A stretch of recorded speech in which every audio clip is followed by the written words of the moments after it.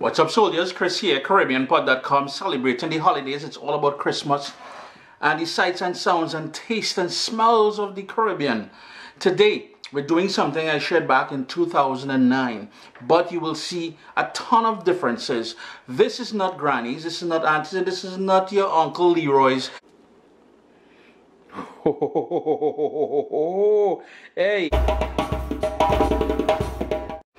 Yeah, and right away you'll notice that, as I said before, I'm not trying to do your Granny's version. I already have that traditional version of the sweetbread on the website and right here on YouTube. I've got raisins and I'm chopping up cranberries, dried cranberries, giving it a nice little rough chop. And the reason why I'm doing this first is, well, first of all, this is not traditional to the recipe. But the reason why I'm doing this first, I'm going to toss it in the bowl here. Unlike the traditional recipe, I'm going full-blown Uncle Chris on you guys. I'm going to soak this in some alcohol. Think about it for a second.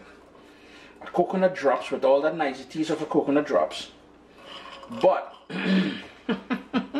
with a little bit of action inside there. This dried strawberries. And we'll take a little bit of work and you want to chop it up a bit.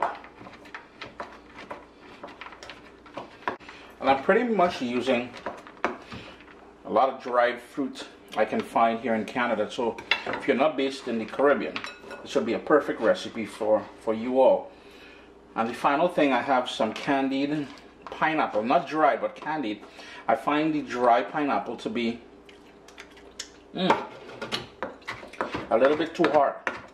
And I'm trying to break no teeth and stuff like that.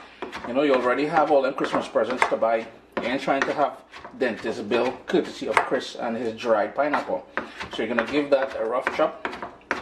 And it is about 3/4 cups of each. All of this is going to go into that bowl now.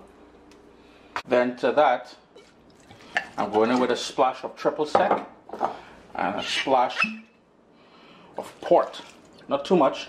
I'm going to give that a mix now. Stir it up and let that sort of soak as we prepare the other ingredients. Then in my bowl here I have 1 cup of grated coconut. I found it in the frozen section of my grocery store. And I'm going in with 1 cup of evaporated milk. We're just going to give that a little mixy mix. And that's going to help. We want that to sit there and sort of rehydrate and reconstitute that grated coconut. It was in the frozen section. If you cannot get grated coconut, what I would use is dried coconut flakes as well as coconut milk, not evaporated milk, to really get that pronounced coconut flavor. In the bowl, I've got 4 cups of all-purpose flour. To that, we're going to go in with some baking powder.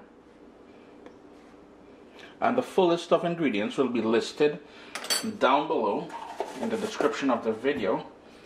We've got some cinnamon, some ground ginger, and we're going to grate in some nutmeg. Freshly grated nutmeg is just the way to go. If you don't have freshly grated, well, so be it, you know what I mean?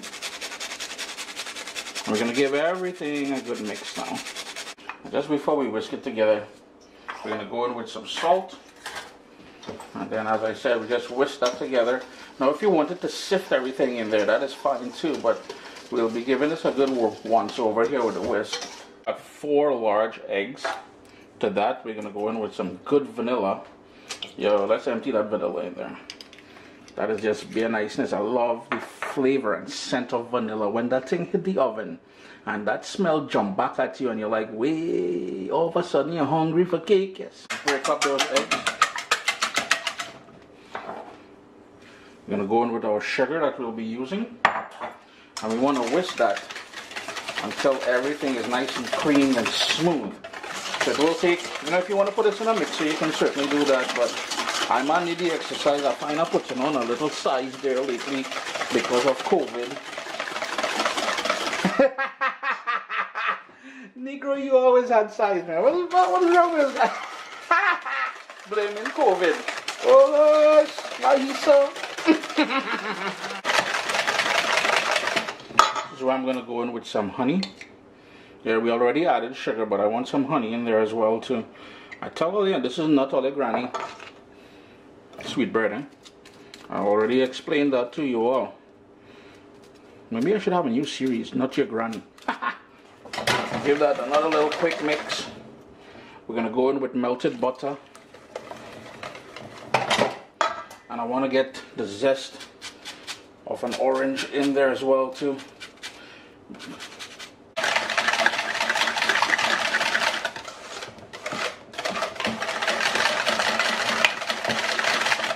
Now it's on to assembly time. So back to the bowl with the dry ingredients. What we've got to do is pour this, scrape that down. You want to get all that niceness in there. Man, that orange zest is just classic sweetbread in my humble opinion. Just going to start working that, and we got to add everything else in here now. Before we do, I like going in, and this is added some rich sour cream that you see in there. I like going in with some sour cream because that's going to help give us a nice moist coconut sweetbread at the end. The whole idea here is to make sure you have the flavors right, you have the texture right, and you have that moistness. Hey, Uncle Christian leading all the astray at all, you know. Remember that coconut and that evaporated milk? Yeah, that's going in there too. Everybody making an appearance at this point. We're going to keep working that dough, bringing everything together like so. And we still got those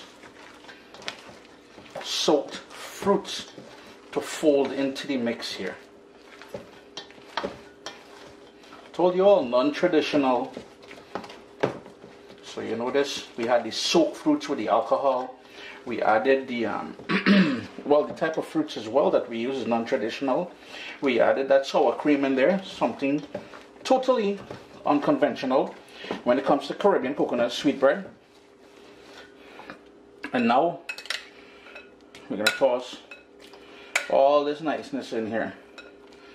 Now if you want to stick to the traditional recipe, go to CaribbeanPot.com and you will find the traditional recipe for making this on there.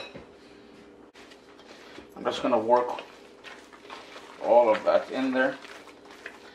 Lift, lift, push down. Lift, push down. Lift, push down.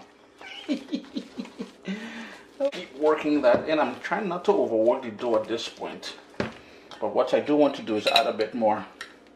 I love a lot of fruits in my sweetbread. Now if you want to cut back on the amount of fruits, you can certainly do that. Yeah, Chris is not a fruitcake.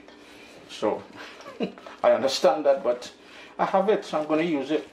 The other unique way I'm doing it, and I know many of you already do this at home, I'm just spraying down with some baking spray here, and I'm using muffin pans or muffin tins instead of a loaf pan. I want everybody to have their own individual little sweetbread. Christmas morning, a nice hot cup of cocoa tea, and I have a nice recipe coming up for that soon. Individual, oven preheating 325 degrees Fahrenheit, 325. I'm going to load that on there now and get ready.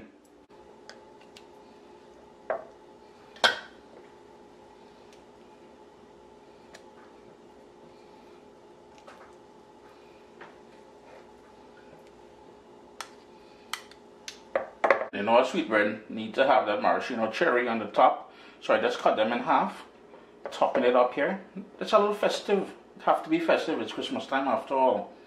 Now, there's no reason why you can't make this all year. Don't get tied up with that.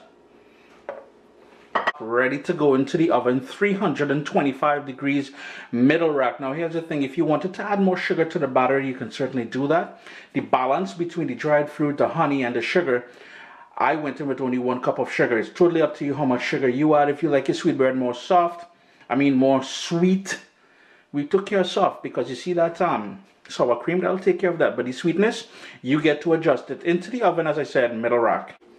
35 minutes later, took it out of the oven, and I just did a simple syrup, equal parts water, equal parts sugar. And we're just brushing the top to give it a nice little glaze, and it's going to go back into the oven for another 5 minutes just to tighten up and finish off and give us that lovely glaze that we're looking for. 40 minutes later, 40 minutes later, it's out of the oven now. We're going to do a couple things. We're going to hit it with a toothpick all the way down. Comes back out clean. That means it's fully cooked all the way through. The second thing we're going to do is the same way Granny used to put that little bit of brown sugar on the top while it's still warm.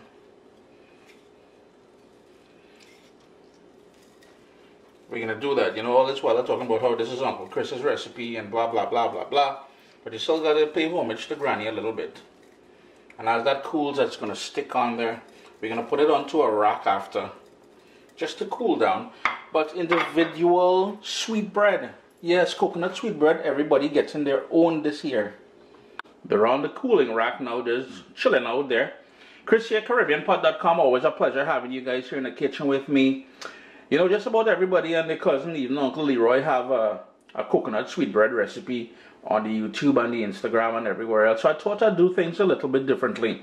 And that is exactly what we did. A few different ingredients in there, but the technique remained pretty much very traditional. Always a pleasure having you guys here in the kitchen with me. Individualized coconut sweetbread. You're gonna love it, man. Give it a try, alright?